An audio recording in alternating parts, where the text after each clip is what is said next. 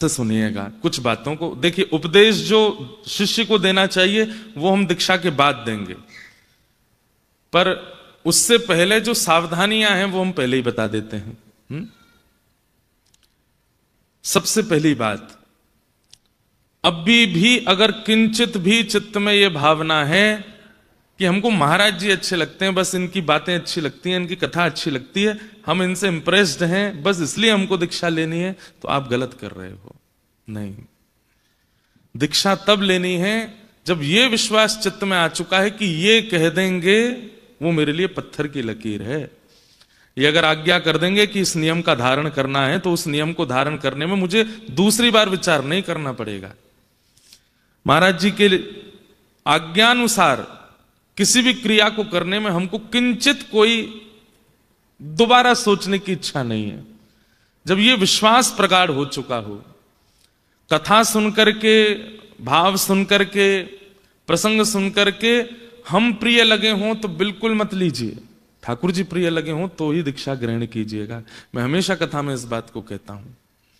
आचार्य की वाणी सुनकर के आचार्य प्रिय लगना चाहिए, ठीक है, उसके प्रति प्रीत्व का भाव होता है, लेकिन उससे अधिक ठाकुर जी प्रिय लगने चाहिए, तभी आप दीक्षा ग्रहण करने के अधिकारी हो। नहीं तो एक बात स्पष्ट मान लीजिएगा, आज दीक्षा लेने के बाद आप जो भी करेंगे पुण्य उसका फल तो मिलेगा आपको, और जो भी करेंगे पाप उसका फल मिलेगा हमको। कभी अगर हमारे सिर में दर्द हो रहा हो, कभी हमारे कुछ शरीर में दिक्कत हो जाए, तो समझ जाइएगा हमारे किसी गुरु भाई ने कुछ किया है, तभी इनकी अस्वस्थता आ रही है। तो इसलिए बहुत दायित्व वाले, ये कहने वाली बात अब लोग बाग इतने सब जगह से कह रहे हैं, बोले 7 लाख रजिस्ट्रेशन। मैं तो उस समय चक्कर खा के गिर गया। मैंने कि 7 लाख में से 1 लाख ने भी अनुचित किया तो मेरा क्या होगा। तो वो तो एक बात है। अभी भी जितने लोग बाहर खड़े हैं वो थोड़ी देर तो सुन लो भैया, फिर चले जाना। हाँ, दीक्षा के क्रम फिर वो जो यहां विराजमान है, क्योंकि अत्यंत गोपनीय रहस्य है, उसको ज्यादा प्रकाशित उद्घाटित नहीं करना है। तो लोग बागों में ये चर्चा होने लगी, इतने लोगों के रजिस्ट्रेशन हुए। पहली बात तो कई जगह ऐसी अफवाह भी हुई कि सब लोगों से पैसे लेके रजिस्ट्रेशन कर रहे हैं। ऐसा बिल्कुल नहीं, आप सब तो जानते हैं फ्री रजिस्ट्रेशन है। रजिस्ट्रेशन करने का कारण इसीलिए था क्योंकि मुझे कहीं ना कहीं अंदेशा था कि संख्या बहुत हो जाएगी, और रजिस्ट्रेशन एक प्रक्रिया है। हम मानवों का स्वभाव है कि हम प्रक्रिया से करने वाली चीजों में थोड़े आलसी हैं। सहज अगर हम बोल दें कि सीधे फोगला आश्रम आ जाओ, आके दीक्षा ले जाओ, तो यहां इतनी भीड़ होती कि तिल रखने की जगह नहीं। इसलिए हमने एक प्रक्रिया बनाई कि चलो थोड़ा आदमी को आरकस आएगा, आलस आएगा, तो जिसके मन में भाव नहीं है वो करेगा ही नहीं। तब जाके 7 लाख रजिस्ट्रेशन हुए। तो सोचो अगर हम वैसी खुली छूट देते तो क्या हालत होती। और मैं एक बात बहुत स्पष्टता से जानता हूं, इनमें से 40-45% लोग केवल प्रभाव देख करके करना चाह रहे हैं। हमारी पुनः पुनः प्रार्थना है आपसे, प्रभाव नहीं। आप गुरु के प्रति समर्पण लाइए, उनके स्वभाव से परिचित होइए। ठाकुर जी प्रिय लगने चाहिए, वाणी से, विचार से, भाव से, कथा से, तो ही ये संबंध उचित होगा। तो उनमें से कुछ लोगों को चुना गया है। अभी ऐसा रखा गया है कि रजिस्ट्रेशन तो 2500 लोगों को हमने आमंत्रित यहां किया है।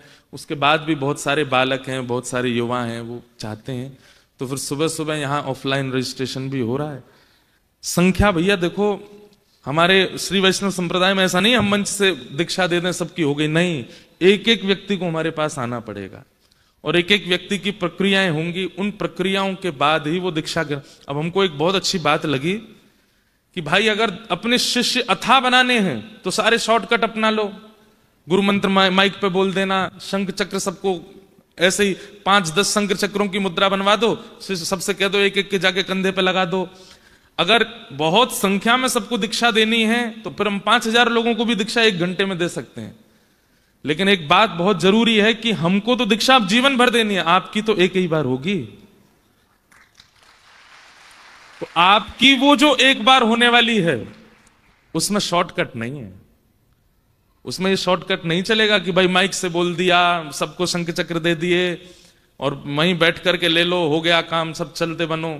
ऐसे संख्या बढ़ाने वाली बात आ जाए तो महाराज हम एक दिन में 1 लाख लोगों को दीक्षा दे देंगे, लेकिन संख्या नहीं बढ़ानी है। मेरे लिए तो जीवन पड़ा है दीक्षा देने के लिए, आपके लिए तो एक ही बार का क्रम है ना, तो वो विधि से हो, विधान से हो, नियम से हो।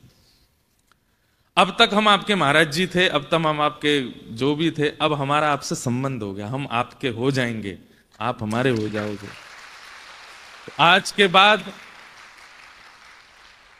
आप और हम अलग नहीं है। इसलिए ये पूरी, भाई किसी से विवाह करना हो, ठीक है, आजकल शॉर्टकट चला है कि जो प्रिय लगता है उसके संग रहने लगो, उसके संग आनंद करो, लिविंग रिलेशनशिप में चले जाओ, पर उसको प्रमाणित विवाह तो नहीं माना जाता।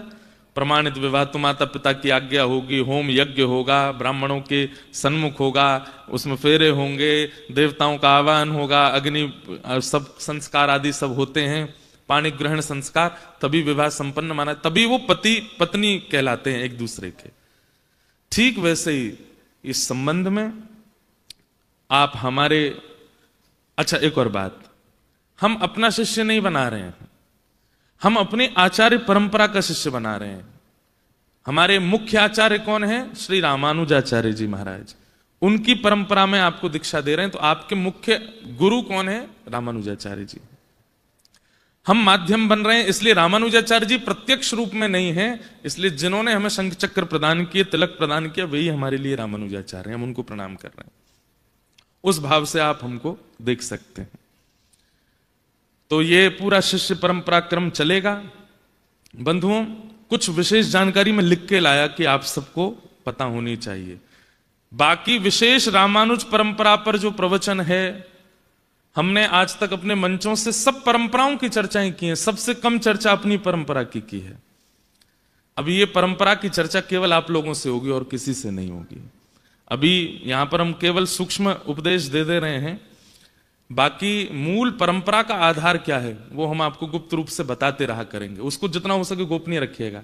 मीराबाई कृष्ण की प्रिय थी, मीराबाई कृष्ण की दासी थी, मीराबाई कृष्ण की प्रियतमा बनना चाहती थी, पर उनकी जिह्वा पर नित्य नाम राम का रहता था। मीराबाई का गुरु मंत्र राम था, राम राम राम राम। मीराबाई राम राम जपती थी और ठाकुर जी को भजती थी।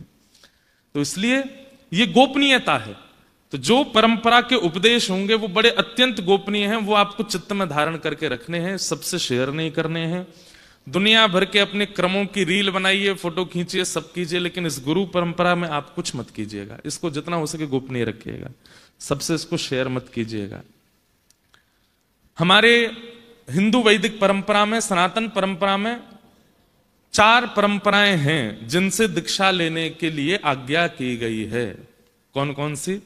श्री, ब्रह्म, रुद्र और सनकादि। कितनी है?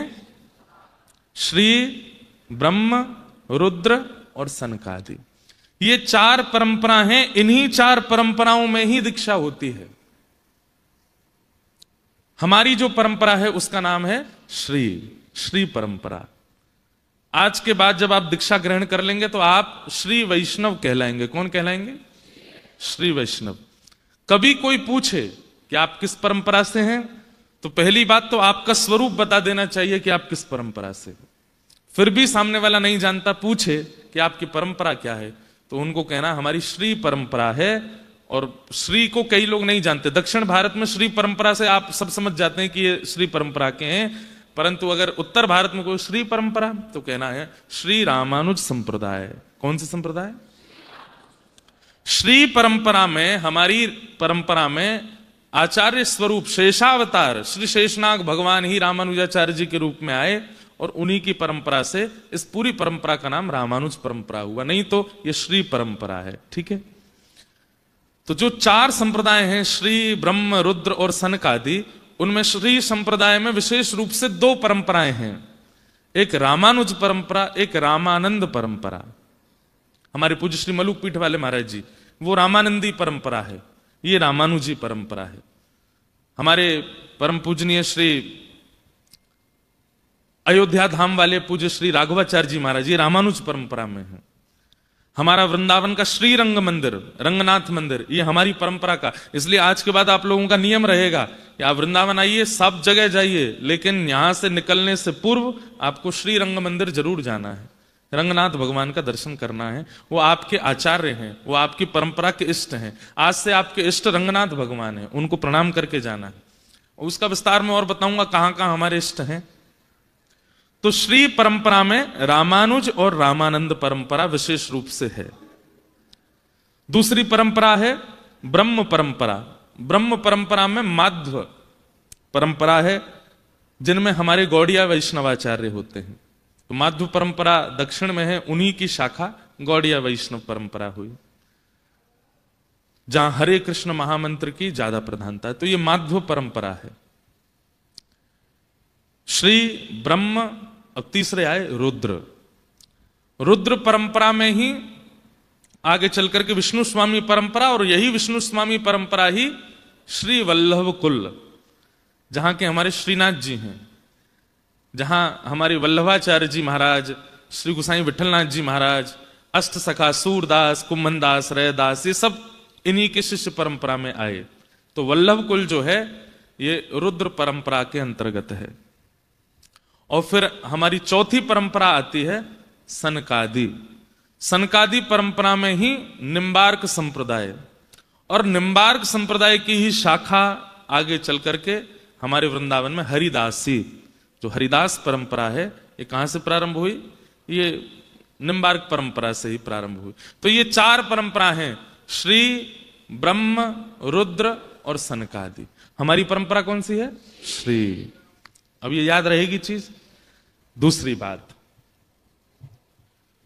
कई बार आपके मित्र गौड़िया हैं, आपके मित्र रामानंदी हैं, आपके मित्र किसी अन्य परंपरा में हैं, तो कई मतों में आपके में और उनके में भेद होगा।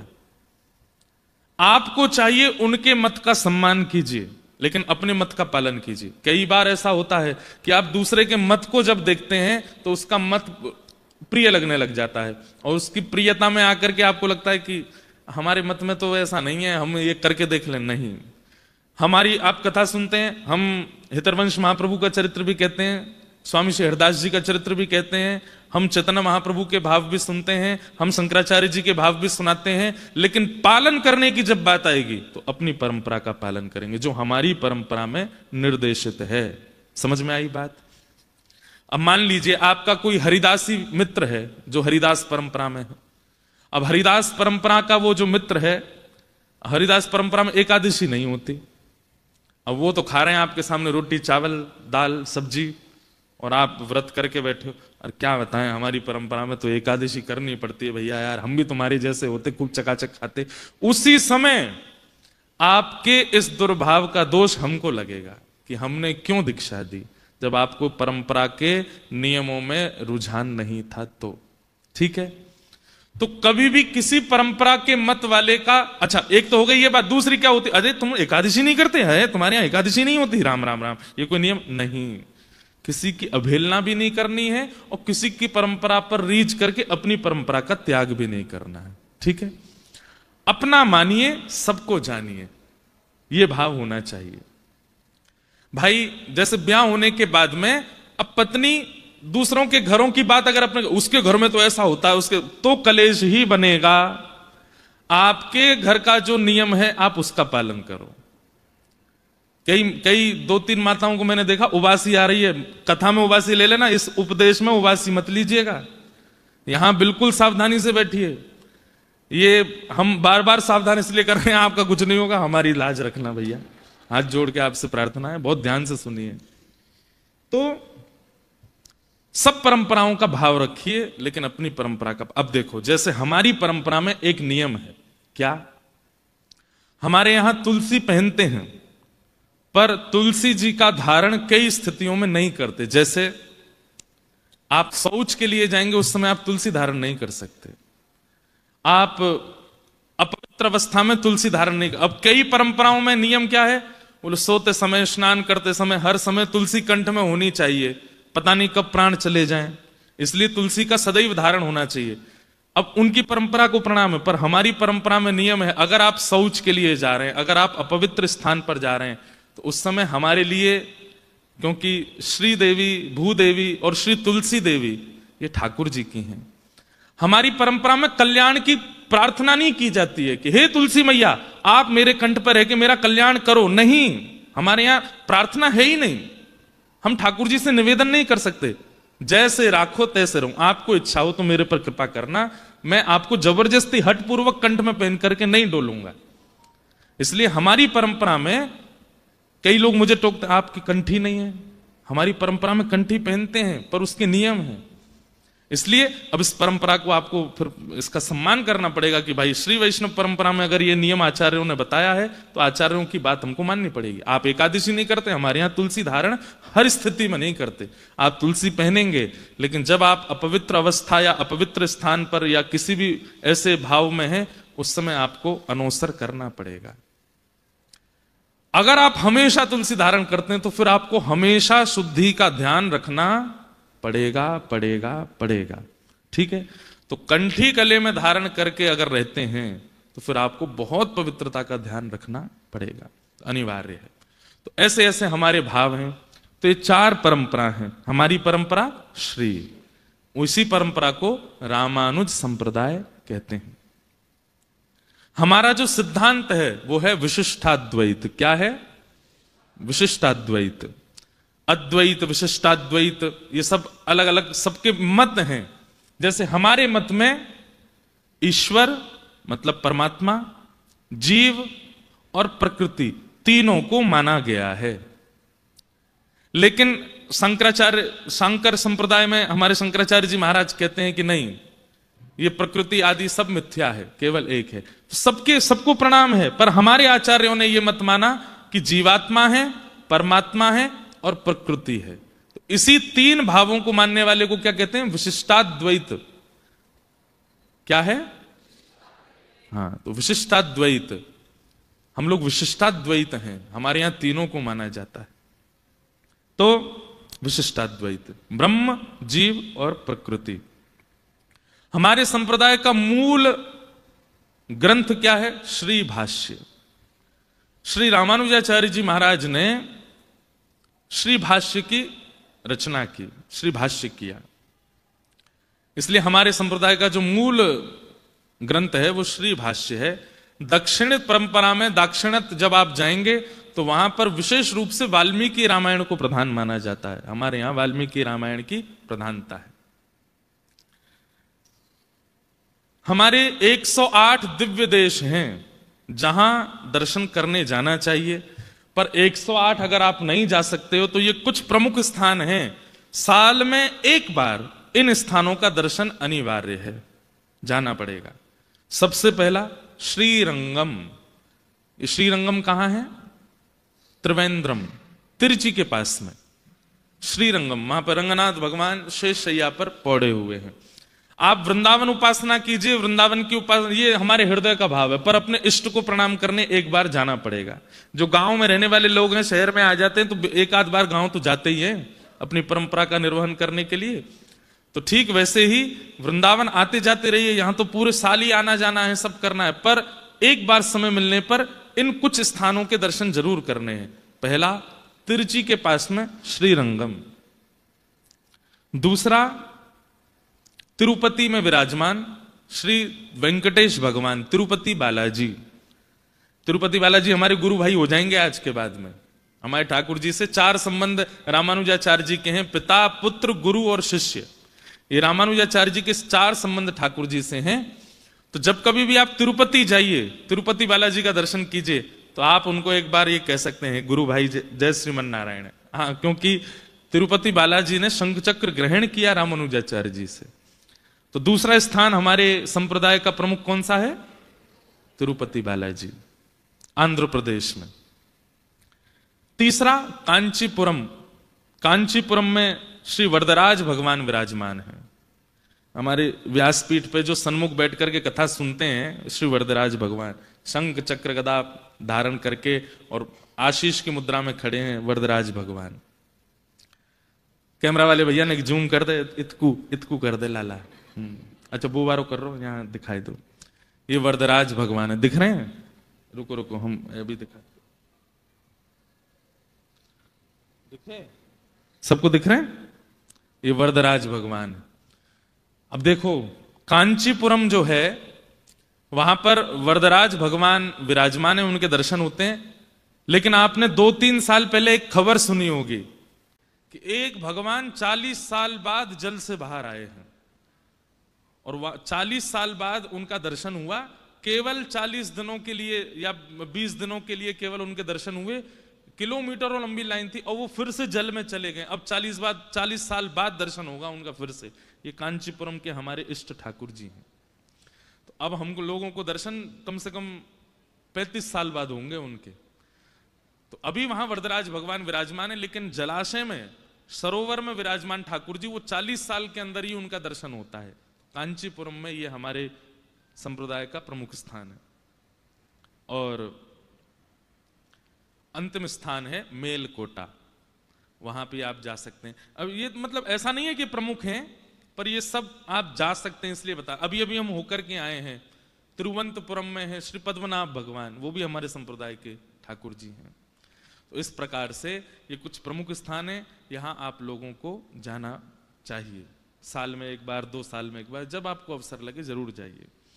तो ये हमारी संप्रदाय की कुछ हल्की फुल्की जानकारी है। पूर्ण जानकारी तो आप लोगों को विशेष रूप से हम देंगे। उसके लिए जयपुर में जो कथा होने वाली है भक्तमाल जी की इस वर्ष, वो आप लोग विस्तार से श्रवण कीजिएगा। इस बार हम श्रीमद् रामानुजाचार्य जी का चरित्र वहां सुनाएंगे और अपनी परंपरा की पूर्ण जानकारी वहां सबको देंगे। अब आज क्या क्या होना है वो ध्यान से सुनो।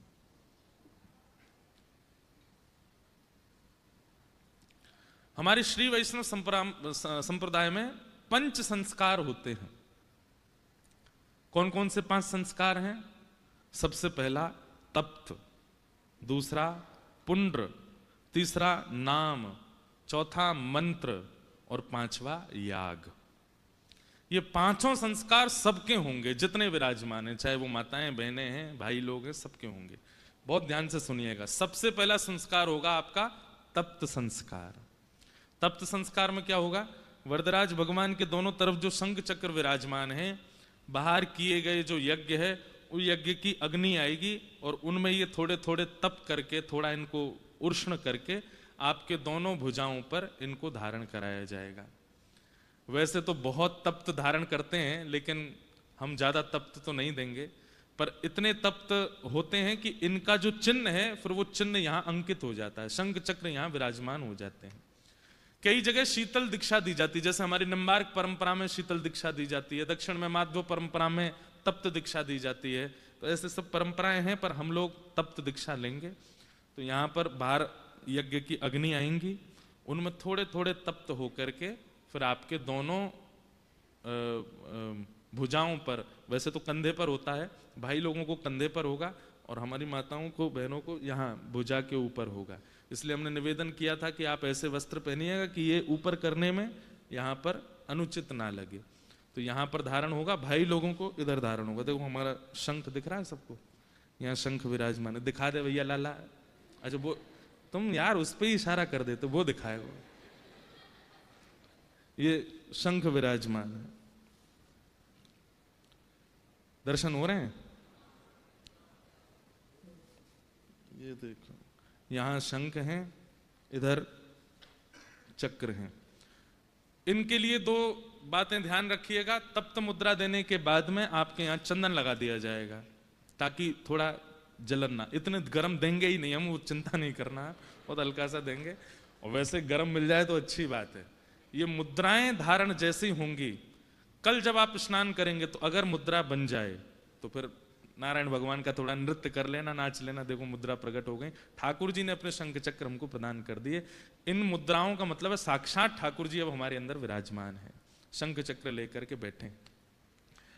अगर मुद्रा धारण हो जाती है तो इस पर साबुन नहीं लगाना कम से कम 3-4 दिन तक, और जोर से इसको रगड़ना नहीं। जल पड़े पर उसके बाद फिर जल ऐसे बस उसको सुखा लीजिएगा स्नान के बाद में, और फिर चंदन लगा करके, जो आपको चंदन मिलेगा वो इस पर रोज लगा लिया करना। 2-3 दिन तक ये धारण करना। अगर अच्छे से मुद्रा आ गई तो 35 साल तक मुद्राएं जाएंगी नहीं, ये मुद्रा रहेंगी। ये ऐसे, ये काली नहीं पड़ेंगी।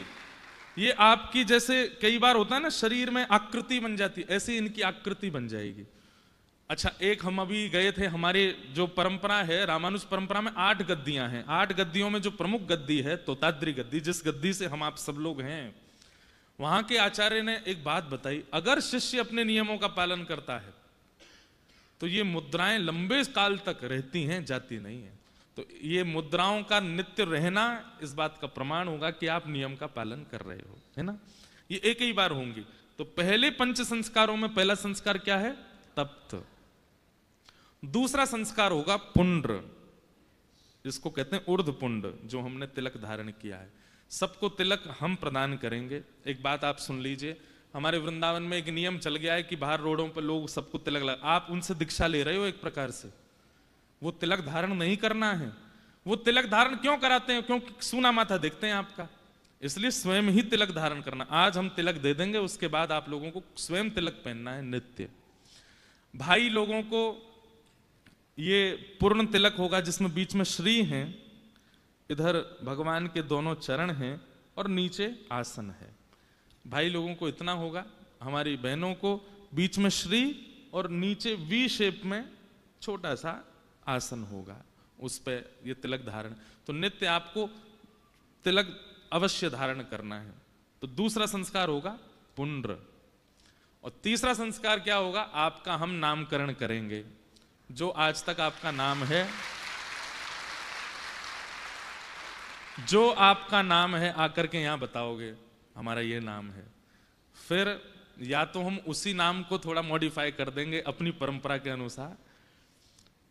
जब कभी भी आप ठाकुर जी के सन्मुख जाओगे तो फिर अपने उसी नाम को बोल करके प्रणाम करना। आपका नाम वही रहेगा जो आपका है, पर गुरु ने जो आपको नाम दिया है, जब जब गुरु जी के सामने आना है या जब जब आचार्य सन्निधि जानी है, जब जब ठाकुर जी के सन्मुख जाना है, अपना वही नाम लेना है जो गुरु जी ने दिया है, जो गुरु आज्ञा से मिला है।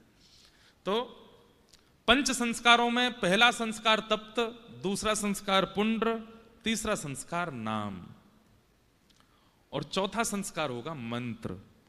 हमारे श्री वैष्णव परंपरा में 3 मंत्र हैं, मूल मंत्र, द्वय मंत्र और आर्ष मंत्र। ये 3 मंत्र आपको प्रदान किए जाएंगे।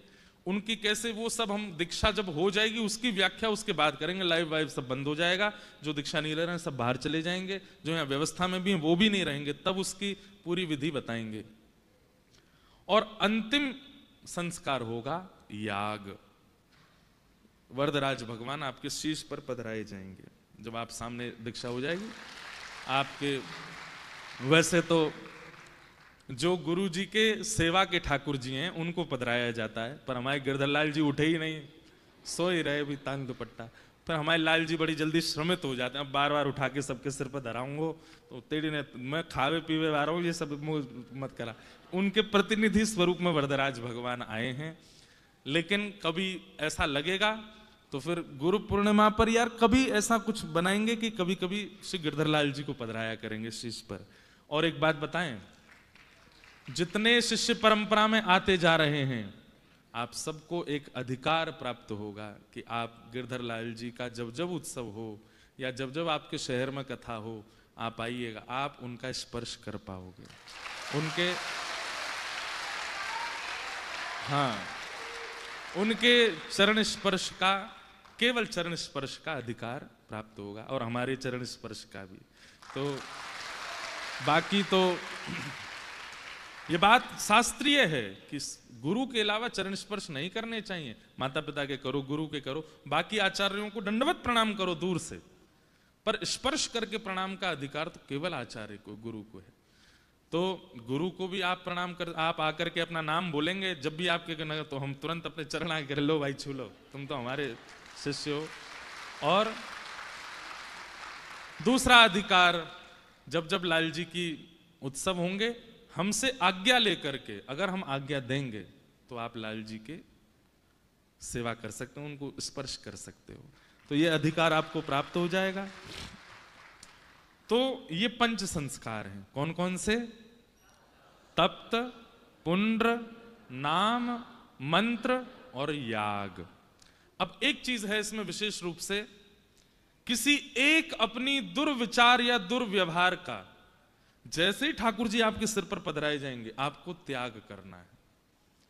यहां गुरु दीक्षा में दक्षिणा तो देते ही हैं लोग, माला तो देते ही हैं, वस्त्र तो देते हैं, लेकिन एक किसी अपने अत्यंत दुर्व्यवहार का, चाहे वो क्रोध हो, चाहे वो काम हो, चाहे वो लोभ हो, हमने 10 वस्तुओं का त्याग किया आज से ही। क्या क्या वो नहीं बताएंगे, मुझे पता है मेरे भाव क्या है, मेरे अंतरंग भाव क्या है। 10 व्यवहारों का आज ही त्याग किया है कि आज के बाद ये 10 व्यवहार नहीं होंगे। तो आप लोगों को भी जैसे ही गुरु दीक्षा हो, ठाकुर जी सिर पर पधराए जाएं, भैया ने सावधानी रखो, यहाँ पे मंच पर बैठे हैं, आपको त्याग करना है। उसमें किसी भी प्रकार का एक वस्तु आपको यहाँ त्याग करके जानी है, जैसे ही ठाकुर जी शीश पर पधराए जाए तब। तो ये पंच संस्कार होंगे। अब हम विलंब नहीं करेंगे,